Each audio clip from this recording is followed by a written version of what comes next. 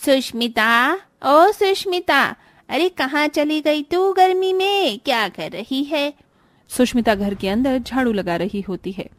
अरे वैजयंती बहन, तुम यहाँ आज कैसे? बस कुछ नहीं, मेरे बेटे बहू तो मनाली गए हैं घूमने के लिए, तो मैंने सोचा तेरे पास ही आ जाऊं। यहाँ हम गर्मी में पड़े हैं, वहाँ मेरे बहू बेटे मनाली की ठंडी वादियों में मजे कर रहे होंगे। अरे बहुत अच्छी बात है, तुम्हारे बहू बेटा मनाली घूमने चले गए, वरना यहाँ तो हम लोगों के सपने सपने ही रह जाते हैं गर्मी में मनाली घूमने के। हाँ बहन, तुम बिल्कुल सही कह रही हो।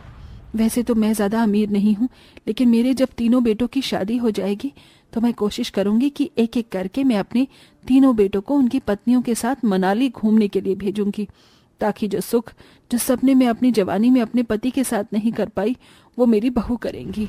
चलो अच्छी बात है सुष्मिता, तुम इतना तो सोचती हो। वैसे रसोई कहाँ है? तुम तो घर के काम कर रही हो, मैं ही हमारे लिए चाय बना कर ले आती हूँ। सुष्मिता वैजयंती की रसोई बता देती है, जिसके बाद वैजयंती चाय बनाकर लाती है और दोनों सहेलियां बैठकर आराम से चाय पीती हैं। बात करते करते वैजयंती सुष्मिता से कहती है, सुष्मिता, मैं जिस काम के लिए यहाँ पर आई थी वो बताना तो भूल ही गई। दरअसल मैंने तेरे 3 बेटों के लिए 3 लड़कियां देखी हैं, वो भी एक ही घर से हैं। लड़कियां संस्कारी भी हैं और समझदार हैं और अच्छे घर से हैं। अच्छा, अगर ऐसी बात है तो ठीक है, तो रिश्ते की बात को आगे बढ़ाओ। मैं भी ऐसा ही चाहती हूँ कि घर में संस्कारी बहू आए। सुष्मिता के कहने पर वैजयंती कुछ देर बाद अपनी सहेली के घर से चली जाती है और 1-2 दिन में वो रिश्ते की बात भी कर लेती है, जिसके बाद सुष्मिता भी अपनी होने वाली बहुओं को दिखाती है। ठीक है बहन जी, मेरी तरफ से रिश्ता पक्का है, आप शादी की तैयारी शुरू कर दीजिए। अब दोनों परिवारों में शादी की तैयारियां शुरू हो जाती हैं। उसके बाद सुष्मिता अपने घर 3 बहू को लेकर आती है। अपने ससुराल आते ही तीनों बहू लंबा घूंघट कर लेती हैं। अरे बहू, ये क्या, इतना लंबा घूंघट किस लिए, जबकि तुम्हारे तो ससुर भी नहीं है। हटा दो अपना घूंघट, बहुत गर्मी हो रही है, इतनी गर्मी में कैसे काम करोगी? हमारी माँ ने सिखाया था कि ससुराल में हमेशा घूंघट करके ही रहना। घूंघट से ही पता चलता है बहू कितनी संस्कारी है। गर्मी का क्या है माँ जी, घूंघट में भी लगेगी और वैसे भी लगेगी। इसीलिए माँ जी हम हमेशा घूंघट में ही रहेंगे, गर्मी से कोई परेशानी नहीं है हमें। मैंने तो सोचा था कि मेरे घर पर संस्कारी बहू आए, लेकिन तुम तो कुछ ज्यादा ही संस्कारी हो। चलो कोई बात नहीं, लेकिन जब भी लगे कि अब गर्मी बर्दाश्त नहीं हो रही तो अपना घूंघट हटा देना तुम तीनों।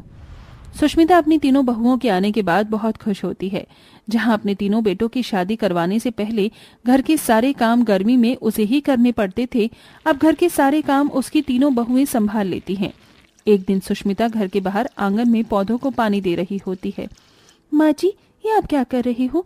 काम क्यों कर रही हो? यहाँ इतनी गर्मी है और फिर हमारे होते हुए आपको कोई काम करने की जरूरत नहीं है। तुम भी ना जब से आई हो तब से मुझे किसी काम को हाथ लगाने नहीं देती हो। अरे 1-2 काम मुझे भी करने दिया करो। अरे माँ जी, आपने बहुत काम कर लिए, अब और नहीं। अब जब आपकी 3-3 बहू हैं तो आपको सुख का फायदा उठाना चाहिए। अच्छा ठीक है, अगर तुम बोलती हो तो नहीं करूंगी। सुष्मिता ऐसा कहकर आंगन से अपने कमरे में आराम करने के लिए चली जाती है। शाम को जब उसके तीनों बेटे अपने काम से वापस लौट आते हैं तो सुष्मिता उन्हें अपने कमरे में बुलाती है। देखो, मैं नहीं चाहती कि मेरी बहू बस घर में बंदी बनकर रहे। मैं चाहती हूँ कि तुम उन्हें कहीं बाहर घुमाने के लिए लेकर जाओ। लेकिन माँ, इतने पैसे कहाँ से आएंगे? हम 3 लोग हैं। सुष्मिता अपने बिस्तर के नीचे से बहुत सारे पैसे निकालकर अपने तीनों बेटों को देती है। माँ, इतने सारे पैसे आपके पास कहाँ से? जब तुम छोटे छोटे से थे तब से पैसे जोड़ रही थी, कभी सब्जी में से बचाकर तो कभी तुम्हारे पिताजी की कमाई से।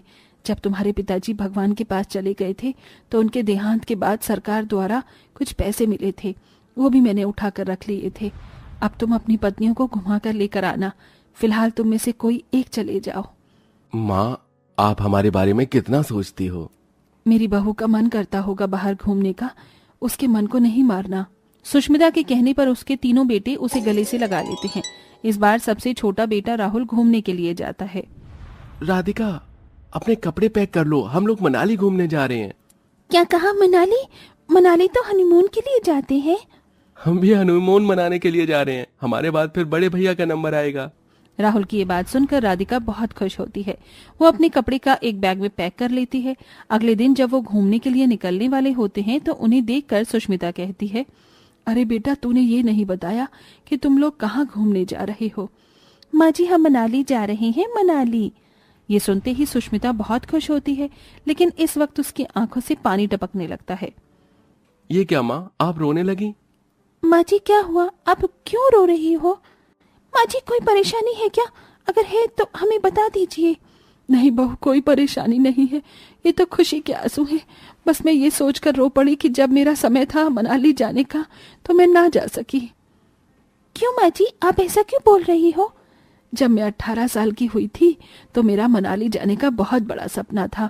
मैं उस वक्त पढ़ाई कर रही थी। फिर तुम्हारे बाबूजी से मेरी शादी हो गई थी। शादी के बाद तुम्हारे बाबूजी कमाने में लग गए थे और मैं घर संभालने में। घर संभालते संभालते 3 बेटे हो गए थे, पता ही नहीं चला। और कुछ समय बाद तुम्हारे बाबूजी का देहांत हो गया था। मेरा मनाली जाने का सपना ही रह गया था। बस इतनी सी बात माँ जी। अगर आपका मनाली जाने का सपना है तो हम आपको मनाली घूमने के लिए जरूर भेजेंगे। हाँ माँ जी, अब हम में से कोई नहीं जाएगा। सबसे पहले आप मनाली घूमने जाओगी। अरे बहू, अब मेरी उम्र घूमने की नहीं है, मेरी बहुओं को घुमाने की है। नहीं माँ जी, घूमने की कोई उम्र नहीं होती। आप अभी भी घूम सकती हो, हम आपकी टिकट करवा देते हैं। इस तरह गर्मी में तीनों घूंघट वाली बहू मिलकर अपनी सास को मनाली घूमने के लिए भेजने वाली होती हैं। लेकिन सुष्मिता तीनों से कहती है, नहीं नहीं, अगर तुम मुझे भेज ही रही हो तो फिर मैं अकेले मनाली नहीं जाऊंगी। मेरे साथ मेरी तीनों बहुएं भी जाएंगी और बेटे भी। लेकिन एक शर्त और है। कैसी शर्त है? अगर तुम तीनों मनाली चलोगे और तुम चाहती हो कि मनाली घूमने का मेरा सपना पूरा हो जाए तो तुम्हें अपने घूंघट हटाने होंगे। देखो बहू, मेरा मानना है कि घूंघट से संस्कार नहीं बल्कि इंसान के व्यवहार से उसके संस्कार पता चलते हैं, और मेरी तीनों बहुओं के संस्कार बहुत अच्छे हैं। इसलिए तुम्हें इतना लंबा घूंघट करके घर में रहने की जरूरत नहीं है। माँ ने बिल्कुल सही कहा। तुम तीनों ने इतना लंबा घूंघट क्यों किया है? तुम अपना घूंघट हटा सकती हो, यहाँ तुम्हें इतना लंबा घूंघट करके रहने की कोई जरूरत नहीं है।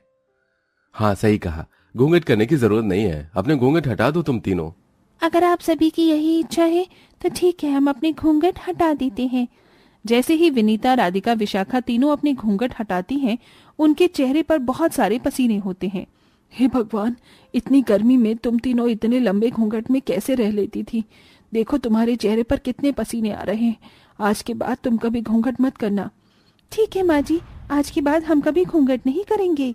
सुष्मिता की इस बात से उसकी तीनों बहू और तीनों बेटे सहमत होते हैं। अब वो पूरा परिवार मनाली की ठंडी ठंडी वादियों में घूमने के लिए निकल पड़ता है। जैसे ही सुष्मिता मनाली के लिए जाती है, वहाँ की ठंडी ठंडी हवाएं और बर्फ देखकर वो बहुत खुश होती है। वो अपने हाथों में बर्फ उठाकर कहती है, देख रहे हो कैलाश जी, आज आप मेरे साथ नहीं हो, लेकिन मेरे तीनों बेटे और मेरी तीनों घूंघट वाली बहुओं ने मुझे गर्मी में मनाली घुमा दिया। यहाँ कितनी ठंडक है और कितनी ठंडी बर्फ है, कितना अच्छा लग रहा है यहाँ पर। तभी घूंघट वाली बहू सुष्मिता की तरफ बर्फ फेंकती है। अरे वाह, ये मैं बचपन से करना चाहती थी। चलो बर्फ के साथ खेलते हैं।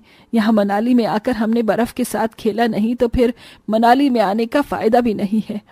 सुष्मिता इतना कहकर बर्फ के गोले बना बनाकर अपनी तीनों बहुओं को मारती है और इधर उसके तीनों बेटे भी बर्फ के गोले बनाकर एक दूसरे को मार रहे होते हैं। पूरा परिवार मनाली में ठंडी ठंडी बर्फ के साथ खेलता है। इस तरह सुष्मिता का सपना भी पूरा हो जाता है और उसकी तीनों बहू मनाली में अपना हनीमून भी मना लेती हैं। पूरा परिवार खुशी खुशी गर्मी में मनाली घूमकर वापस घर आ जाता है।